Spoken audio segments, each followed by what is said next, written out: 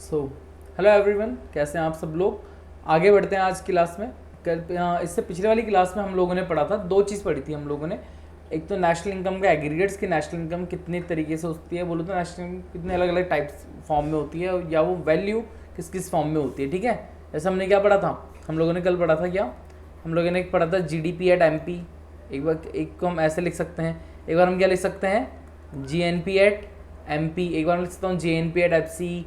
ठीक है, GDP at FC. तो ऐसे करके हमने कितने टोटल हम लोगों ने 8 एग्रीगेट्स पढ़े थे। कितने एग्रीगेट्स पढ़े थे? 8। ठीक है, वो क्यों इम्पॉर्टेंट है वो आपको इस वाली वीडियो में समझ में आ जाएगा।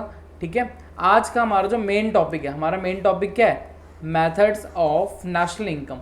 देखो बेटे, नेशनल इनकम डेफिनेशन हम लोगों ने अब तक तो इतना समझ ही लिया। क्या समझा हम लोगों ने कि नेशनल इनकम क्या होती है? It refers as the final value of goods and services produced by normal resident within और outside the domestic territory during in an accounting year. उम्मीद कर रहा हूँ आपको भी डेफिनेशन इस अकॉर्डिंग याद हो गई होगी।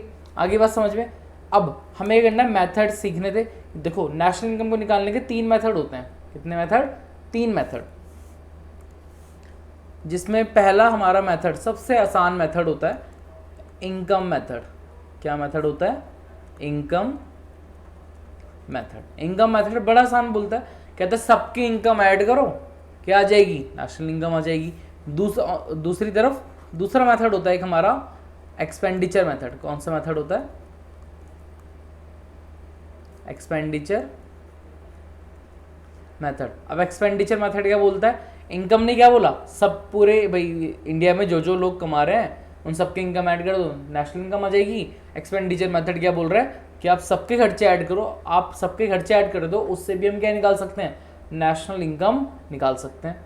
तीसरा एक हमारा होता है वैल्यू एडेड मेथड। कौन सा मेथड होता है?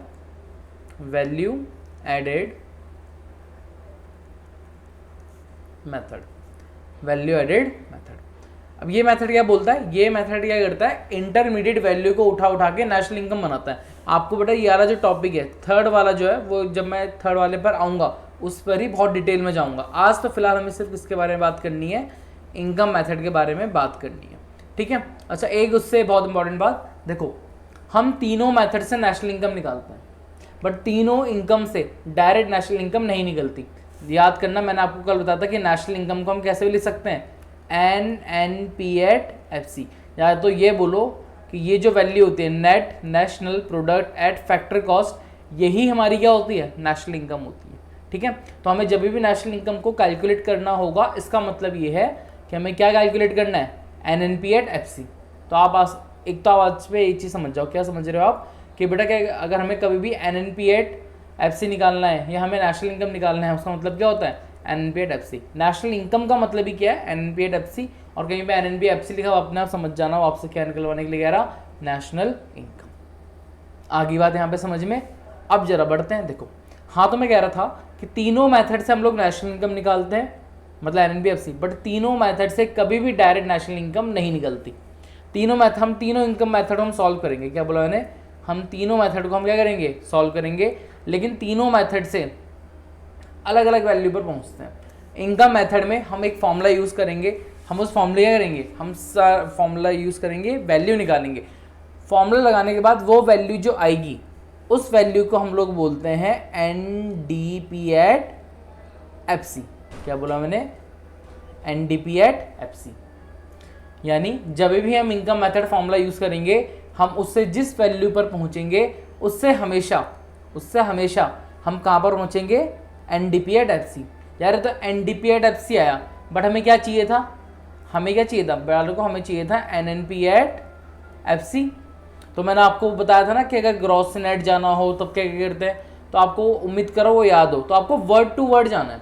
देखो जैसे फॉर एग्जांपल यहाँ क्या लिखा हुआ? नेट। यहाँ क्या लिखा है? यहाँ भी नेट है। तो जब दो जगह सेम दिखे, वहाँ पे कुछ भी करने की जरूरत आपको नहीं है। ये है नेट, ये भी क्या है? नेट। ठीक है, D से डोमेस्टिक, फिर बीच में N से क्या होता है? नेशनल। तो डोमेस्टिक से नेशनल मैंने बताया था कि डोमेस्टिक से नेशनल जाने के लिए आपको क्या ऐड करना पड़ेगा? NFIA। तो यानी अगर मैं NDP FC में डायरेक्ट NFIA ऐड कर दूं तो मैं डायरेक्टली कहाँ पहुंच जाऊंगा? नेशनल इनकम में।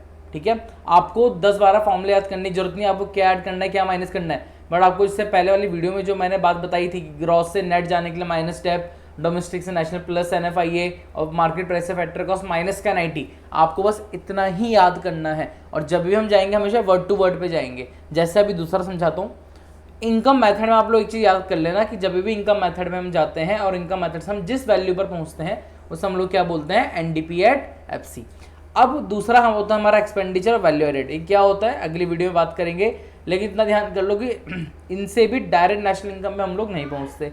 हम लोग एक्सपेंडिचर मेथड और वैल्यू एडेड मेथड दोनों मेथड को हम लोग क्या करेंगे, एक साथ यूज, मतलब जब हम फॉर्मूला वगैरह लगाएंगे, अलग अलग फॉर्मूले, जैसे हम एक साथ फॉर्मूला लगाएंगे और जिस वैल्यू पर पहुंचेंगे, यहाँ पे हम पहुंचे थे NDP एट FC और एक्सपेंडिचर और वैल्यू एडेड में फॉर्मूला लगाकर हम जिस वैल्यू पर पहुंचते हैं उसको बोलते हैं हम GDP एट MP। कहाँ पहुंचते हैं हम, GDP at MP। And again हमें कहाँ जाना है भाई, हमको तो जाना है NNP एट FC। तो हम कैसे जाएंगे भैया, सिंपल सी बात है, आप क्या करो, इन वर्ड फोकस करते रहो बेटा। यहाँ है ग्रॉस, यहाँ है नेट, तो ग्रॉस से नेट जाने के लिए क्या करते हैं भैया, माइनस का डेप करते हैं। क्यों करते हैं मैंने बताया, एक्सपेंडिचर वाले मेथड में डिस्कस करूंगा, क्योंकि वहीं पे डेप का कॉन्सेप्ट समझ में आएगा। ठीक है, अच्छा डोमेस्टिक से नेशनल जाने के लिए क्या करेंगे, प्लस का NFIA, और मार्केट प्राइस से फैक्टर को जाने के लिए क्या करते थे हम, माइनस का NIT। तो ये अपने आप में एक फॉर्मूला नहीं बन गया। तो वही कहा मैंने, आप फॉर्मूला को छोड़ो, जो मैंने एक चीज़ बताई थी पिछले, आप उसको अच्छे से याद कर लेना। अगर वो याद हो गया तो बस आपको ये देखना है कि आपको कहाँ से कहाँ जाना है। आगे इतनी बात समझ में, ठीक है। अब हमने तीनों चीज़ पढ़ लिया, मेथड का ओवरव्यू पढ़ लिया कि क्या क्या सीन है। आपको फिलहाल अभी जो समझना था, क्या समझना था कि इनकम मेथड से हम जिस वैल्यू पर पहुंचते हैं वो कौन सा मेथड, वो कौन सी वैल्यू होती है हमारी, NDP एट FC। और बेटा NDP FC का एक नाम भी है, NDP FC को हम लोग क्या भी बोलते हैं, NDP FC को हम लोग कहते हैं डोमेस्टिक इनकम। क्या बोलते हैं हम NDP FC को, डोमेस्टिक इनकम भी कहते हैं। अगर क्वेश्चन में कभी पूछा calculate domestic income and national income, तो जब उसने आपसे डोमेस्टिक इनकम पूछा है ना, तो समझ जाना आपको क्या निकालना है बालकों, NDP एट FC। आगे बात समझ में। चलो अब एक काम करते हैं, अब हम फटाफट से मेथड स्टार्ट करते हैं अपना, कौन सा, इनकम मेथड। ठीक है, तो दोस्तों स्टार्ट करते हैं अपना कौन सा मेथड, हमको पढ़ना है इनकम मेथड। इनकम मेथड, थोड़ा पेन थोड़ा मोटा कर ले भाई, हाँ जी ठीक है। अब मैंने आपको एक चीज़ बोली थी कि बेटा इनकम मेथड से हम लोग जिस वैल्यू पर पहुंचते हैं उसको हम लोग क्या बोलते हैं, NDP एट FC। क्या बोलते हैं, NDP एट FC। तो हमें क्या कैलकुलेट करना होता है, सबसे पहले तो NDP एट FC। अच्छा, हमें NDP एट FC निकलता है इनकम मेथड से, बट हमें जाना कहाँ होता है, हमें कहाँ जाना होता है बताओ बालकों, हमको जाना होता है कहाँ पे, NNP एट FC। तो आपको पता है ना NDP FC, नेट से नेट कोई चेंज नहीं, डोमेस्टिक से नेशनल तो क्या ऐड कर दिया मैंने, NFIA ऐड कर दिया, डायरेक्ट ऐड करो, बाकी P सेम, FC सेम। तो बस ये जो निकालोगे इसमें डायरेक्ट NFIA की वैल्यू ऐड कर दो, डायरेक्ट क्या आ जाएगा हमारा नेशनल इनकम। ठीक है, अच्छा चलो जरा बात है, इनकम मेथड क्या बोल रहा था, सबकी इनकम ऐड कर दो। ठीक है, इकोनॉमिक्स में क्या बोल रहा हूँ मैं, इकोनॉमिक्स में इस वाले चैप्टर में नेशनल इनकम के लिए इन्होंने इनकम को कितने हिस्सों में कैटेगराइज करा, 3 हिस्सों में। ठीक है, मतलब ये लोग क्या बोल रहे हैं, इन्होंने कहा कि हम नेशनल इनकम को इनकम निकालने के लिए हम मान रहे हैं कि देश में लोग 3 जगह से इनकम कमाते हैं। कितनी जगह से, 3 जगह से। ठीक है, या तो वो इस कैटेगरी के अंदर आएंगे COE, या वो उसके अंदर आएंगे किसके अंदर, OS, या वो किसके अंदर आएंगे हमारा MI। अब व्हाट इज MI, देखो MI का मतलब होता है मिक्स इनकम। क्या मेथड है, क्या फॉर्म, मतलब फुल फॉर्म क्या है, मिक्स इनकम। OS माने होता है हमारा ऑपरेटिंग सरप्लस, ऑपरेटिंग सरप्लस। और COE का मतलब होता है कंपनसेशन ऑफ, एक मिनट, कंपनसेशन ऑफ एम्प्लॉय। हाँ जी, क्या है फॉर्मूला, फॉर्मूला तो बड़ा आसान है, COE प्लस OS प्लस का मेरा MI। MI बोले तो मिक्स इनकम, OS माने होगी ऑपरेटिंग सरप्लस, और कंपनसेशन ऑफ एम्प्लॉई यानी अब देखो सम सीओई में वो लोग आते हैं जो सैलरीड पर्सन होते हैं, ठीक है। अगर हमारे घर वाले अगर हम काम कर रहे हैं बदले में हमको क्या मिलती है, एज अ सैलरी मिलती है, तो वो सारी इनकम किस हिस्से में इन्होंने कहाँ डाल दिया, कंपनसेशन ऑफ एम्प्लॉय में। इन्होंने बोला या तो आप क्या करोगे, या तो आप काम करके पैसा कमाओगे, आप किसी के अंडर काम कर रहे हो, ऐसा जगह काम कर रहे हो जहाँ पे क्या दिख रहा है, एम्प्लॉयर और एम्प्लॉय के बीच का रिलेशन दिख रहा है, ठीक है। तो वहाँ पे अगर आप जो काम कर रहे हो, आपका एम्प्लॉयर आपको पैसा पे करेगा, उसको सैलरी बोलेंगे, तो वो वाली इनकम आपकी किस कैटेगरी के अंदर आ गया, कंपनसेशन ऑफ एम्प्लॉय के अंदर आ गया। आगे बात समझ में। दूसरा इसमें हमारा क्या होता है, ऑपरेटिंग सरप्लस। या तो आप सैलरी से कमा रहे हो, या फिर आप क्या करोगे, या आपका बिजनेस होगा, या तो आप कोई बिजनेस से प्रॉफिट कमा रहे होंगे, या तो आप प्रॉफिट कमा रहे हो, या हो सकता है आपने घर रेंट पे दे रखा, आप रेंट पे दे रहे हो, या आपने कहीं पैसा इन्वेस्ट कर रखा होगा, वहाँ से आपको क्या मिल रहा, इंटरेस्ट मिल रहा। तो बेसिकली ऑपरेटिंग सरप्लस में 3 चीज़ें आ गई, रेंट, इंटरेस्ट और बिजनेस में क्या मिलता है, प्रॉफिट। तो रेंट, इंटरेस्ट और प्रॉफिट। और मिक्स इनकम माने वो है कि भाई मैं सुबह जॉब में जा रहा हूँ, शाम को अपना बैठ के क्या कर रहा हूँ, अपना कोई स्टार्टअप के लिए काम कर रहा हूँ, या बोलो तो मैं कहीं से प्रॉफिट वगैरह कमा रहा हूँ। तो जो बंदे ऑपरेटिंग सरप्लस से भी कमा रहे हैं, कंपनसेशन ऑफ एम्प्लॉय से भी कमा रहे हैं, तो वो किस कैटेगरी के अंदर आ गए, मिक्स इनकम। तो या तो आप सैलरी कमा रहे हो, या तो आप बिजनेस वगैरह कर रहे हो, रेंट वगैरह आपको मिल रहा है, या कहीं प्रॉफिट वगैरह मिल रहा है, या फिर आप ये दोनों कमा रहे हो। क्वेश्चन में मिक्स इनकम तो हमेशा डायरेक्ट गिवन होगा। क्या बोला मैंने, क्वेश्चन में मिक्स इनकम हमेशा डायरेक्ट गिवन होगा, ठीक है। चांसेस अच्छे होंगे कि आपको डायरेक्ट आपको क्या दे दे कॉपी में या बुक में, क्वेश्चंस में कंपनसेशन ऑफ एम्प्लॉय और डायरेक्ट क्या दे दे, ऑपरेटिंग सरप्लस। बट कभी कभी डायरेक्ट तो देने से रहे, तो हमें चेक करना पड़ेगा कि अगर कंपनसेशन ऑफ एम्प्लॉय इन्होंने नहीं दिया तो कंपनसेशन ऑफ एम्प्लॉय के अंदर क्या क्या चीज़ें आती हैं और हमारी ऑपरेटिंग सरप्लस के अंदर क्या क्या चीज़ें आती हैं, ठीक है, हाँ है ना। सो चलो फॉर्मूला तो बड़ा आसान सा था। तो इनकम मेथड से फॉर्मूला क्या है, एनडीपीएफसी। देखो NDPFC equal to COE plus OS plus का मेरा मिक्स इनकम। आगे बात समझ में।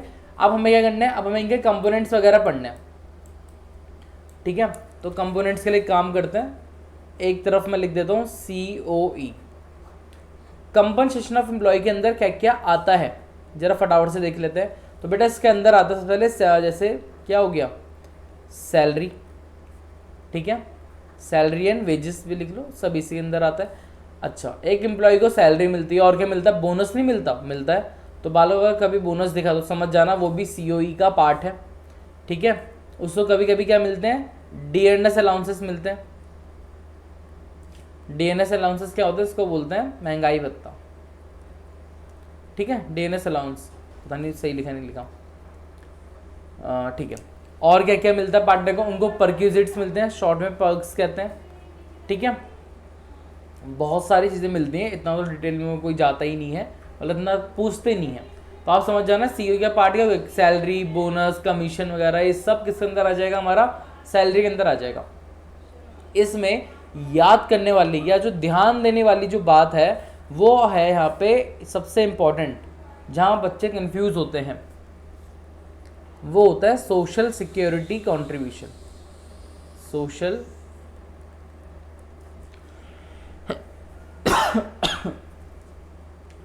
सोशल सिक्योरिटी कंट्रीब्यूशन ऐसा दिखा रहेगा, क्या लिखा रहेगा, सोशल सिक्योरिटी कंट्रीब्यूशन। अब सोशल सिक्योरिटी कंट्रीब्यूशन बच्चों 2 जगह का होता है, पहले लिखवाता हूँ, समझा, चलो समझ लो पहले क्या होता है।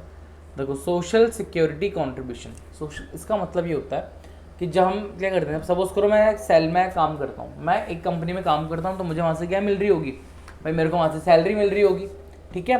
अब क्या गवर्नमेंट ने स्कीम निकाली, गवर्नमेंट ने कहा ये सिद्धार्थ ना पैसा बचाता नहीं है, सारा उड़ा देता है, ये जब रिटायरमेंट होगा उसके पास पैसा बचेगा नहीं, तो आप एक काम करो, इसका कुछ पैसा जब एम्प्लॉयर को बोल रहा है, जिसने मुझे काम पे रखा हुआ, गवर्नमेंट एम्प्लॉयर को बोल रही है कि आप जो सिद्धार्थ को सैलरी दोगे उसका कुछ पोर्शन आप अपने आप रख लेना और वो हमारे गवर्नमेंट के अकाउंट में जमा करा देना।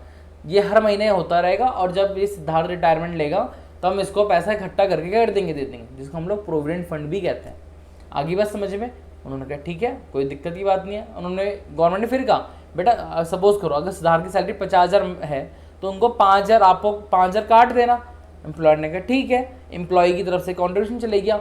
लेकिन गवर्नमेंट ने चीज़ कहा कि सर इतना ही नहीं होता, एम्प्लॉय की भी जेब से जाएगा और एम्प्लॉयर की भी जेब से जाएगा। अब आप भी दो, जिसने कंपनी में सिद्धार्थ को जॉब पे रखा हुआ वो कंपनी का मालिक भी सिद्धार्थ के लिए करेगा, प्रोविडेंट फंड में पैसा इकट्ठा करेगा।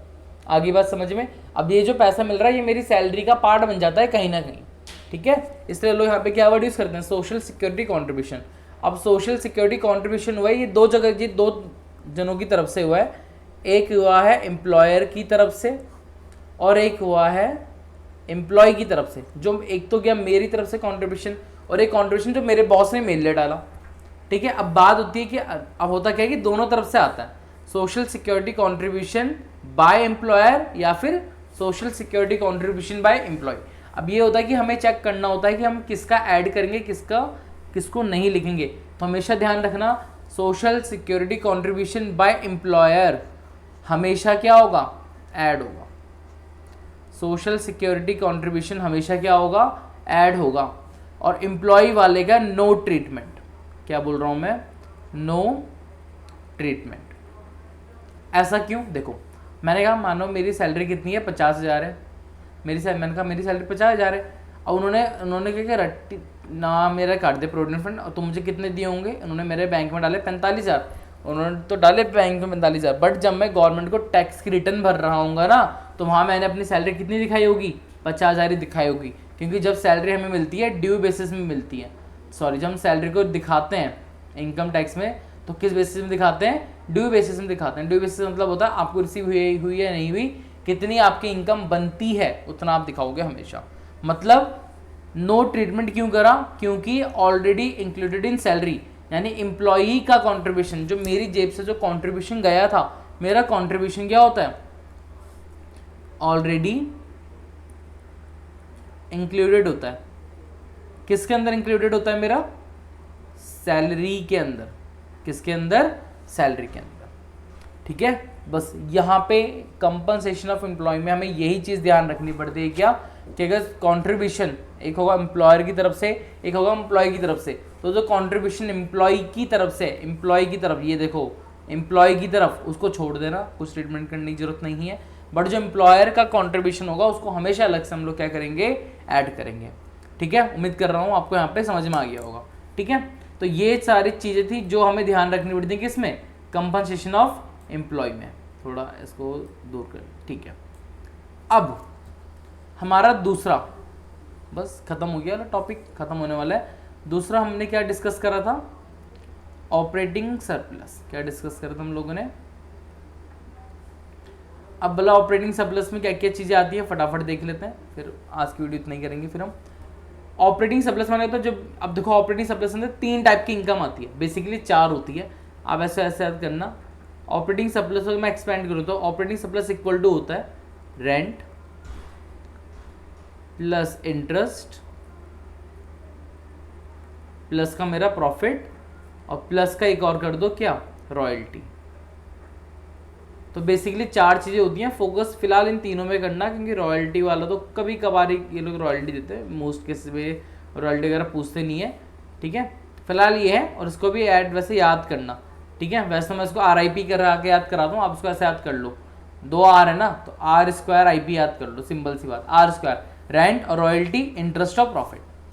तो जब मैं अगर क्वेश्चन में आपको ऑपरेटिंग सरप्लस नहीं दे रखा, तब आप क्या ढूंढोगे, तब आप ये 3 चीज़ें ढूंढोगे, रेंट, इंटरेस्ट और प्रॉफिट। फर्दर आपका जो प्रॉफिट होता है वो कितने हिस्सों में होता है, वो 3 हिस्सों में डिवाइड होता है। यानी अगर आपको प्रॉफिट नहीं दिया, अगेन आप 3 चीज़ें ढूंढोगे। सबसे पहले क्या, प्रॉफिट का मतलब होता है डिविडेंड। अब व्हाट इज डिविडेंड है, गलत कर दिया मैंने, ठीक है। एक होता है मेरा डिविडेंड, ठीक है। अब डिविडेंड क्या होता है, जब कंपनी प्रॉफिट कमाती है वो प्रॉफिट शेयर होल्डर को दिया जाता है, इनकम ही तो है। तो उस इनकम का नाम, जो शेयर होल्डर की जो इनकम हुई है एज अ प्रॉफिट, उसको हम लोग क्या बोलते हैं, डिविडेंड बोलते हैं। तो प्रॉफिट इन द डिविडेंड आता है, ठीक है। एक आता है कॉर्पोरेट प्रॉफिट टैक्स। क्या लिख रहा हूं मैं, corporate profit tax. Corporate profit tax आ गया। कॉर्पोरेट प्रॉफिट टैक्स क्या होता है, कॉर्पोरेट प्रॉफिट टैक्स मतलब होता है, देखो मानो कंपनी का नेट प्रॉफिट आया 1 लाख, अब कंपनी को इसमें 30% टैक्स देना पड़ेगा, तो 1 लाख का 30% कितना हो गया, 30,000 गवर्नमेंट को पे हो जाएगा। लेकिन नेशनल इनकम कह रही है आपने जो 30,000 दिए हैं वो आपका प्रॉफिट का ही पार्ट था, इसलिए अगर कंपनी जब प्रॉफिट पे जो टैक्स दे रखी होती है उस टैक्स को वापस इंक्लूड कर दो, क्योंकि वो आपका प्रॉफिट ही था। आगे बात समझ में, ठीक है। तीसरा इसमें होता है रिटेन अर्निंग्स। क्या होता है, रिटेन अर्निंग्स। अब रिटेन अर्निंग्स क्या होता है, रिटेन अर्निंग्स माने होता है आपने 12th में पार्टनरशिप अगर आप कर रहे हो तो आपने वो उसमें पढ़ा होगा जनरल रिजर्व, स्पेसिफिक, जितने भी कैपिटल रिजर्व, ये सारे के सारे रिजर्व हमारे क्या होता है, रिटेन अर्निंग्स होता है। एक्चुअली रिजर्व या रिटेन अर्निंग्स या इसका क्या नाम होता है, अनडिस्ट्रीब्यूटेड प्रॉफिट। समझ में आ रहा है, यानी ये वो पार्ट है प्रॉफिट का जो कि अब तक डिस्ट्रीब्यूट नहीं हुआ है शेयर होल्डर के बीच। ये वो पार्ट होता है प्रॉफिट का जो कि अब तक शेयर होल्डर को नहीं दिया है, उसको हम लोग क्या बोलते हैं, या तो आप अनडिस्ट्रीब्यूटेड प्रॉफिट बोल दो या तो आप क्या बोल दो, रिटेन अर्निंग्स बोल दो। आगे बात समझ में, तो ये चीज़ों का ध्यान रखना पड़ता है। अच्छा, अब इंपॉर्टेंट बात, अगर क्वेश्चन आएगा तो क्वेश्चन करने का तरीका क्या है, तो मैं क्वेश्चन करने का देखो तरीका क्या होता है, एक मिनट, ये देखो सबसे पहले मैंने कहा देखो मेन फॉर्मूला क्या है, उसने बोला आपको निकालना है नेशनल इनकम। क्वेश्चन कैसे करना है वो तो जब क्वेश्चन के साथ ही करवा के ही समझाऊंगा, बहुत आसान तरीके से सारे क्वेश्चन एक बार में आंसर आएगा सबका। सबसे पहले आपको जब नेशनल इनकम मेथड दिखेगा तो आपको देखो फॉर्मूला क्या होता है, COE प्लस OS और प्लस का मेरा क्या, मिक्स इनकम। तो हमें 3 चीज़ों पे फोकस करना पड़ेगा, COE, OS और मिक्स इनकम पे पूरा ढूंढना स्टार्ट करेंगे। मुझे COE तो नहीं मिला, अगर मुझे COE नहीं मिला, अगर मुझे COE नहीं मिला तब मैं जाऊंगा उसके अंदर कंपोनेंट, तब मैं देखूंगा COE के अंदर क्या था, मैं वो ढूंढना स्टार्ट करूंगा। वो ढूंढ दिए, अगर मुझे क्या दिखा, सोशल सिक्योरिटी कॉन्ट्रीब्यूशन, तो मुझे चेक करना है, ये तो 2 जनों का होता है, मुझे सिर्फ कौन सा वाला ऐड करना होता है, एम्प्लॉयर का। कौन सा ऐड करना पड़ता है, मुझे सिर्फ एम्प्लॉयर का ऐड करना पड़ता है, एम्प्लॉय का ऐड नहीं करते, क्योंकि ऑलरेडी सैलरी में वो क्या होता है, इंक्लूडेड होता है। एम्प्लॉयर का कॉन्ट्रीब्यूशन हमको अलग से क्या करना पड़ता है, ऐड करना पड़ता है, क्योंकि वो इस सैलरी के अंदर इंक्लूड नहीं होता। चलो दूसरा COE का काम हो गया। दूसरा हमारा क्या था, ऑपरेटिंग सरप्लस। ऑपरेटिंग सरप्लस तो नहीं दिख रहा क्वेश्चन में, कोई बात नहीं, ऑपरेटिंग सरप्लस के अंदर की 4 चीजें ढूंढो, 4, रेंट, इंटरेस्ट, प्रॉफिट और रॉयल्टी। रेंट क्वेश्चन डायरेक्ट दे रखा होगा, रेंट, इंटरेस्ट डायरेक्ट दे रखा होगा, प्रॉफिट है, अगर प्रॉफिट डायरेक्ट नहीं दे रखा तो प्रॉफिट के बाद 3 चीजें ढूंढनी पड़ेगी, डिविडेंड, कॉर्पोरेट प्रॉफिट टैक्स और रिटेन अर्निंग्स। आगे बात समझ में, इंपॉर्टेंट बात, और हमें कोशिश करनी है मेजर हेड को पकड़ने की। मतलब सबसे पहले हमें कोशिश क्या करनी चाहिए, सबसे पहले कोशिश हमें करना चाहिए COE, OS और मिक्स इनकम को पकड़ना चाहिए। अगर नहीं है तब उनके सब कंपोनेंट में आओगे ना। कभी कभी क्वेश्चन में क्या होगा, आपको डिविडेंड भी दे रखा, कॉर्पोरेट प्रॉफिट टैक्स भी दे रखा, रिटेन अर्निंग्स भी दे रखा, और साथ में आपको क्या भी दे रखी है, रॉयल्टी भी दे रखी है, सॉरी साथ में आपको प्रॉफिट दे रखा। क्या कर रहा हूँ मैं, एक मिनट, हाँ मैंने कहा आपको ये दोनों चीज़ें दे रखी है, साथ में प्रॉफिट भी दे रखा है। अब एक बात आओ यार, ये सारी प्रॉफिट के अंदर ही तो आता है, तो आपको ये चीज़ें लिखने की जरूरत नहीं है, आप डायरेक्ट प्रॉफिट वाला कंपोनेंट उठा लो। सिमिलरली आपको ये दे रखा, आपको तीनों चीज़ें 4 चीज़ दे रखी है, और उससे ऊपर ऑपरेटिंग सरप्लस दे रखा अलग से। अरे भाई हमें तो सबसे ऊपर वाली चीज़ें पकड़नी है ना, अगर ऑपरेटिंग सरप्लस डायरेक्ट दे रखा तो उनके अंदर जाने की हमें जरूरत ही नहीं है। आगे बात समझ में, तो बस ये निकाला, ये होता है फॉर्मूला बेसिक्स। और मिक्स इनकम की कुछ खास बात दी है, मिक्स इनकम क्वेश्चन डायरेक्ट में ऐसे गिवन होगा, मिक्स इनकम इक्वल टू जो भी अमाउंट होगा वगैरह वगैरह। आगे बात समझ में, ये था हमारा इनकम मेथड, ठीक है। अब सिर्फ नेक्स्ट वीडियो आएगी, हम इसमें इनकम मेथड से रिलेटेड न्यूमेरिकल्स करेंगे। हम सीखेंगे कि कितने टाइप के न्यूमेरिकल्स पूछे जा सकते हैं इनकम मेथड में। बेसिकली 2 ही टाइप के, मैक्सिमम हो तो 3, वैसे तो मैं 2 ही टाइप के पढ़ाता हूँ, देखते हैं तीसरा टाइप कुछ मिला, वैसे 2 ही टाइप के न्यूमेरिकल्स मिलते हैं, ठीक है। सो आज की वीडियो के लिए नहीं रखते हैं, अगर आपको उसमें कुछ भी दिक्कत वगैरह हो आप मुझसे नीचे कमेंट आराम से जाके पूछ सकते हो, ठीक है। मिलते हैं आपसे नेक्स्ट वीडियो में, तब तक के लिए बाय।